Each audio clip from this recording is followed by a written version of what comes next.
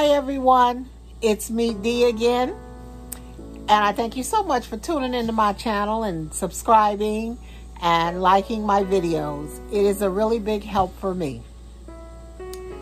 Anyway, today is July 19th.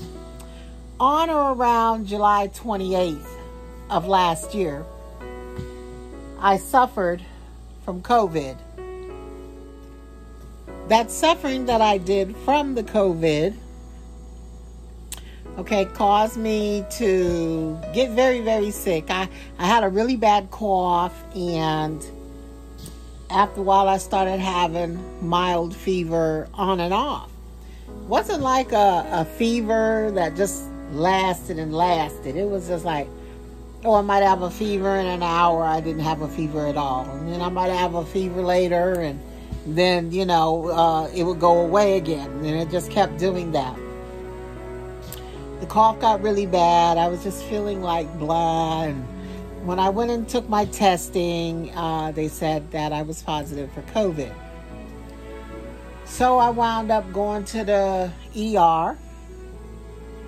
Or rather, I went to the hospital to get a chest x-ray that my doctor wanted me to take. And when I went in, I explained to them, that I had taken the test and I was positive for COVID. And so they took all their precautions. They took the x-rays and things like that. The x-rays showed that I did have COVID in the lungs. My lungs were infected. I do have asthma, and I'm diabetic. So that's why a lot of what happened to me. Okay? So I wound up being retained at the hospital. They sent me upstairs to a room, and they started working on me. They were taking my blood oxygen level, and they were checking my heart, and they were checking my lungs, and they were checking everything. And I just kept coughing, and they wound up putting me on the oxygen the same day. Maybe later that night, I wound up on the oxygen. My oxygen had dropped a little bit. With the oxygen, though, my oxygen improved a little bit, but by the next day, my oxygen level in my blood was down. And it was down to like 70 or something. It was down very low. And the doctor came in and she told me, she says, "Miss Whitehead, we'd like to put you on some very strong medications, a couple of medications that we found to help improve the COVID symptoms and help you retain your life." And I said, okay. I says, well, we can do that. She says, well, we don't want to blow your veins out, so we want to put you in a medicated coma. We want to intubate you, okay? So basically, they're going to put a tube down my throat, is what she said.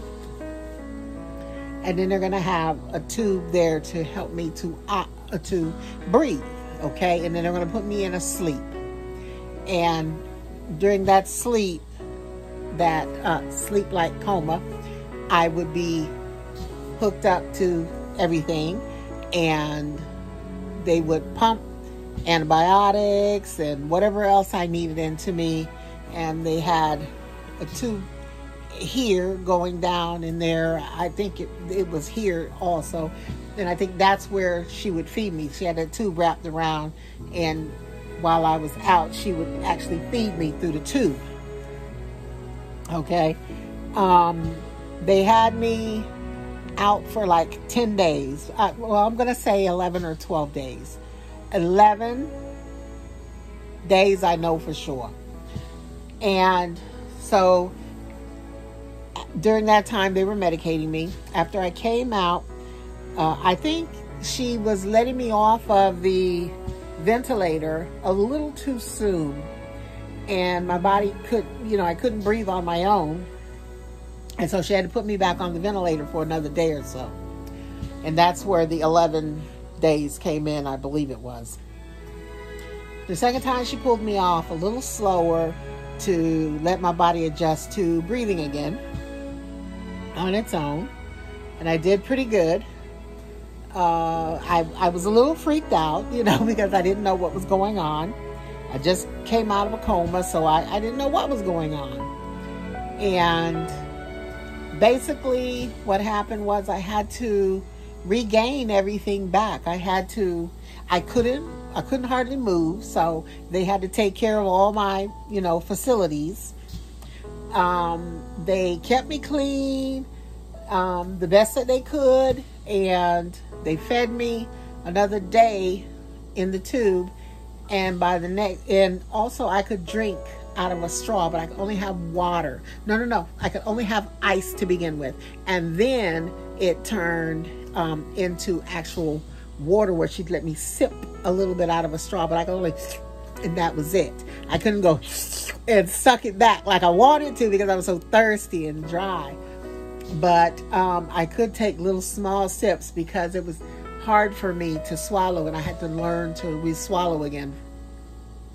Because, all my muscles were just weak. I couldn't use my fingers. They were fat, like all of my fingers, like my pinky was like the size of my thumb. This is my pinky. It was the size of my thumb. So these fingers were like double the size. They were huge, and I couldn't hardly touch anything. When I was trying to call my family, I would just tap on the phone like that. It didn't work. She had to actually come in. The nurse came in and would dial for me and put it on speakerphone and lay it on my chest so that I could talk to my family and let them know, hey, I'm okay. I made it through. Also, it took me a couple of days to get enough feeling back to actually start using my hands more. It took a couple of days to get out of ICU. Because once they took me to the room, the next day I wound up in the ICU, and that's how I got put under intubation. So before I left ICU, she sat me up. My bed was like a recliner, because the bed actually sat up and had me sitting like I was on a throne. It sits up really, really high, So it's sitting up like this, and I'm sitting there, and my feet were down, and I had to keep doing my feet like that, just moving them, wiggling them and stuff.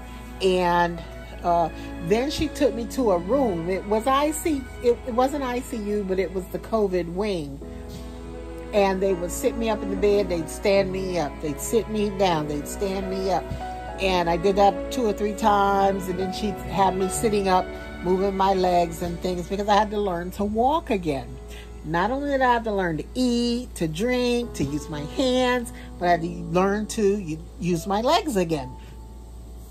I'd say by day 3, right before they moved me out of COVID wing into a normal wing, I was able to actually get up and use a walker to make it to the potty chair just to go potty.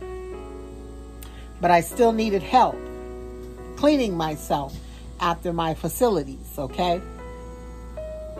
So I was in a normal room for a couple of days. My daughter came and she actually washed my hair because it was like gook after 20 days of being in the hospital. I was in there like 19, 20, maybe 20 days I was in the hospital. So this was, a long process for me.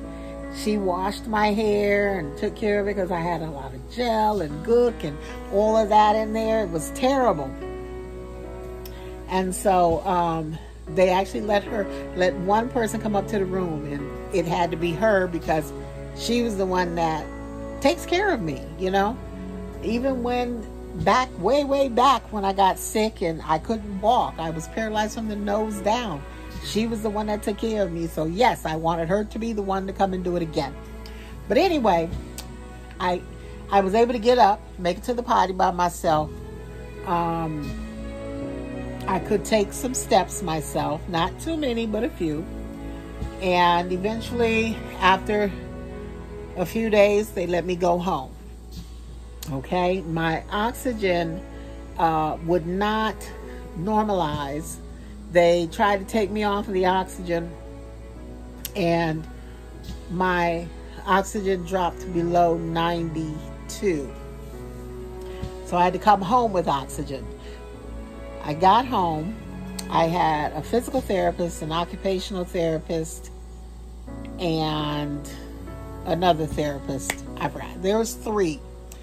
And all of them worked with me using my hands and exercising them, my arms and things, and my legs. The one physical therapist would make me get up and to move around each day. She came 5 days a week the first week. The second week she came 3 days a week, and she stayed on 3 days a week for a while. And I think it took maybe 5 to 6 weeks before I was actually done with physical therapy.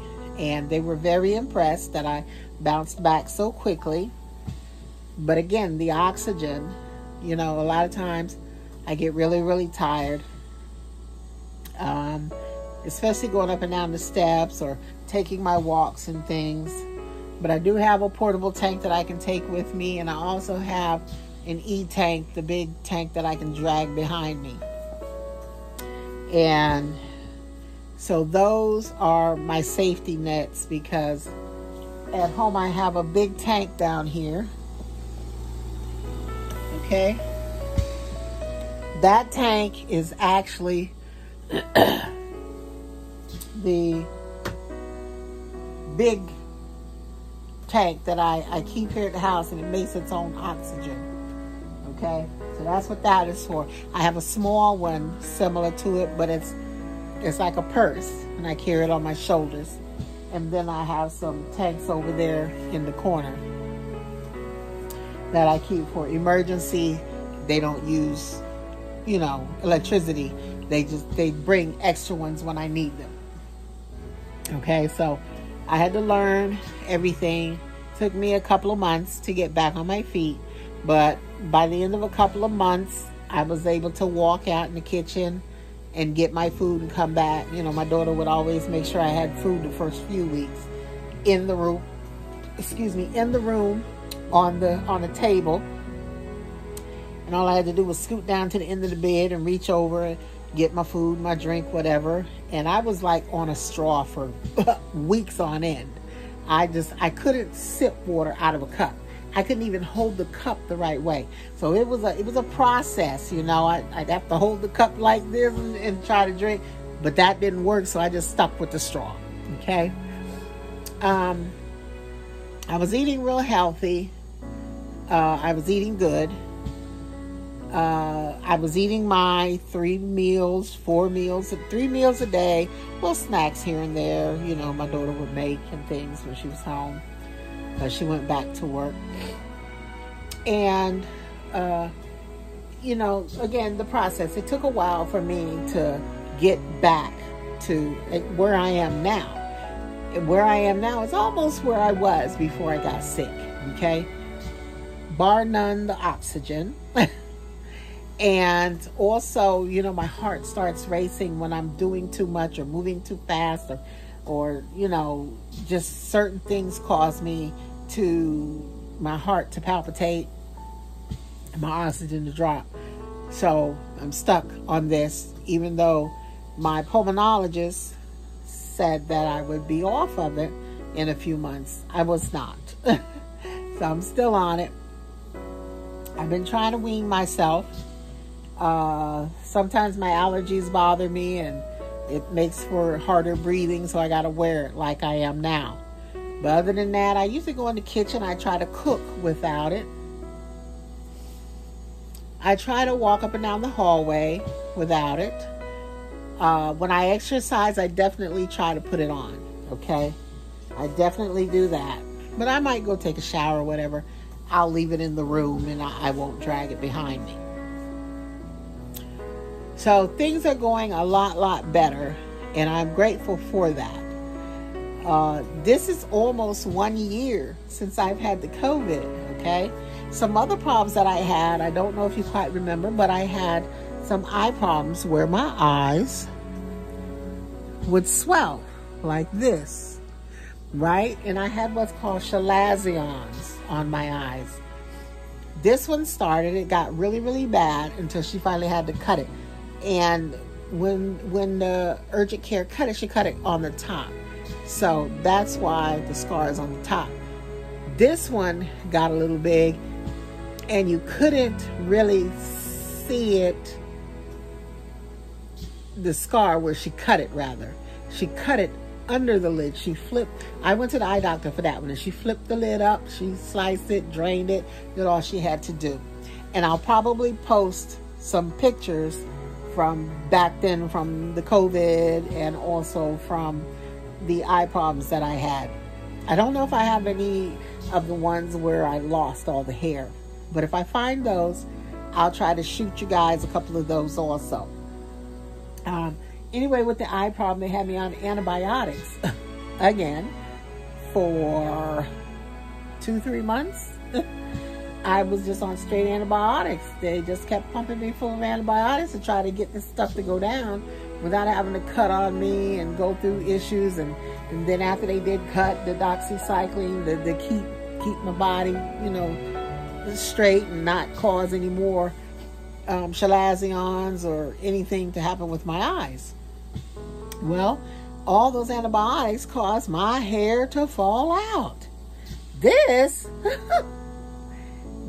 is probably the thickness of my hair before I got sick. It has grown back. It is thick. It is strong. Okay. And in order to get my hair to grow back or to strengthen and thicken back up, I was using oils like carrot oil and tamarind oil. I used black castor oil. So I would put the carrot oil in there and massage it in. Maybe I used a little bit of like the black castor oil while I washed my hair. When I moisturized it with the conditioner, I put the tamarind or the black castor oil in there. When I got out, after I rinsed all that out, I would put the carrot oil in there, and then I would put my moisturizer on here, right? And I would also, I'd let that carrot oil soak in there, and then I would put some of my hair grease on there. It's a very light hair grease, okay? And I will put a little bit of that moisturizer on there, and then I put my moisturizer, my actual creamy moisturizer on there, and then I would twist it up, you know. And I'd have, like, for this side, I'd have one twist here because it was so thin. It was like this. I'd have one thin little braid, boom, right there. But anyway, it took a month or so, and it started thickening up. It started, you know, strengthening up. And again, the oils that I used were black castor, and I would also use the tamarind oil, mostly in the shower, okay? But I did use the carrot oil after I washed my hair, and sometimes I'd put a little tamarind oil in there too. I'd grease the hair shafts, right? And I would also put 2 moisturizers, which was the hair cream. It's a very light hair dressing, the hair cream, and then I would use the creamy moisturizer, like pink lotion, but it was moisturizing lotion, a natural one, and it was the Cantu one, I believe it is. So I keep those things on hand now, and maybe one day I'll go through what I do for my hair and show you guys, you know, how I do my hair. But again, my hair grew back. My eyes got a little better. I still have swelling in them, but they're better. They're not getting worse. She says it's going to take time for the scars to heal, and the oxygen getting there. I don't know if I'll ever be off of it. I would like to be, but I don't know if I will or not. And all I have to do is just take that chance and hope and pray that I can get off of it. I don't know if you guys have any more questions for me that I may be able to answer for you.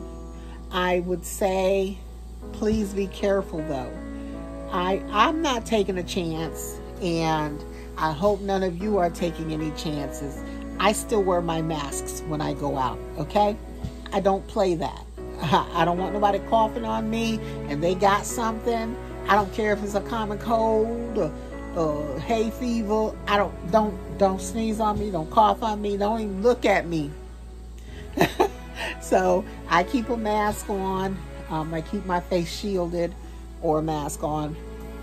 And I would suggest everyone to do that, because that's not a fun thing to go through, and I don't want to do it again. I don't want to take a chance that I might not make it through. I enjoy being with my grandchildren and with my family, and I want to continue on. And I know if I get out there in an unsafe world where some people don't care or don't give a flying flip, hey, anything could happen. I'm not taking that chance, okay? And I would suggest you guys not take that chance either, okay? So again, if you have any questions for me, please feel free to hit me up. Let me know. Say, hey, I do have a question. Give me time and I'll get to it and I will answer you, okay? I'm trying to get back on a regular roll here and be on a lot more often, so I should be able to see your questions or your responses and respond to you, okay? I want to thank you so much again for just tuning in and just being there for me. I appreciate all of you guys. All you guys have been just amazing. I appreciate you watching my videos, and I don't have a problem at all with you guys sharing. Share the links. Let other people see them. See my videos. I need as many people as I can get. I want subscribers. I want as many likes as I can get. I want you guys to share. Don't forget to hit the like and subscribe button, and I'll catch you guys another time. Thank you so much.